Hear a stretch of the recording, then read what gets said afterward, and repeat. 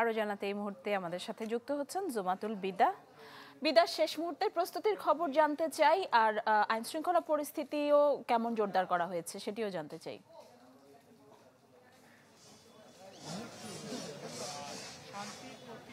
নিশি, ঢাকা বিশ্ববিদ্যালয় চারুকলা অনুষদের ঠিক যেই প্রান্তে এই শোভাযাত্রার স্ট্রাকচারগুলো তৈরি করা হয় সেটি আসলে এখন খুবই কর্মব্যস্ত রয়েছে, যেহেতু ফ্যাসিবাদের প্রতীকী স্ট্রাকচারটি অগ্নিকাণ্ডের কারণে পুড়ে ছাই হয়ে গিয়েছে, সেটিকেই পুনরায় আসলে নির্মাণের কাজটি চলছে এখানে। এটি মূলত ককশিট দিয়ে যত তাড়াতাড়ি সম্ভব এখানে উপস্থিত শিল্পীরা সেটি তৈরি করার চেষ্টা করছে, সেই ব্যস্ততাই কিন্তু ক্যামেরার চোখে আপনারা দেখছেন। অন্যদিকে অগ্নিকাণ্ডের ঘটনায় ক্ষতিগ্রস্ত আরেকটি যে স্ট্রাকচার রয়েছে মোটিভ, সেটি হচ্ছে শান্তির প্রতীক পায়রা, সেটিও কিন্তু তৈরির কাজটি চলছে পুনর্নির্মাণের, অর্থাৎ রং সহ দ্বিতীয় ধাপের যে পেস্টিং সেটি চলছে।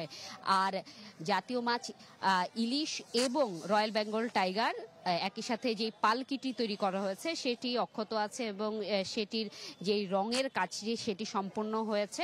৩৬ জুলাইয়ের যে উপাখ্যান সেটিও কিন্তু থাকবে এবারের আনন্দ শোভাযাত্রায়, তাই সেই উপাখ্যানকে উপস্থাপন করার জন্য ৩৬ জুলাই লেখাটি কিন্তু এটি কাঠের মাধ্যমে তুলে ধরা হয়েছে, সেটিও এই শোভাযাত্রার র্যালিতে দেখা যাবে বলে এখানকার কর্তৃপক্ষ জানিয়েছে। একই সাথে সাথে ফিলিস্তিনের প্রতি সংহতি জানিয়ে তারা কিন্তু এখানে নিজেদের একটি পরিবেশনা থাকবে বলে জানিয়েছেন। একই সাথে যেহেতু প্রথমবারের মতো দল মত নির্বিশেষে পাহাড় থেকে সমতল সকল মত ভিন্নতা কিংবা ভাবনা সবকিছুকে একসাথে একই সুতোয় গাঁথার যেহেতু চেষ্টা রয়েছে, তাই তাদের উপস্থিতি তাদের অংশগ্রহণ ঘিরে র্যালির কোন পাশটিতে থাকবে সেই আয়োজনটুকু কিন্তু শেষ সময়ে চলছে।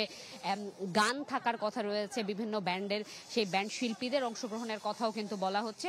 মোটমাট একেবারেই শেষ সময়ের যে প্রস্তুতিটুকু গাজীর পটের, তারপরে হচ্ছে ফেস্টুন ব্যানারে, সেই কাজটুকু আসলে চারুকলার এই অনুষদে চলছে। ধন্যবাদ জুমাতুল বিদা আপনাকে। দর্শক দেখছিলেন জুমাতুল বিদা চারুকলা থেকে আমাদের সাথে যুক্ত হয়েছিলেন।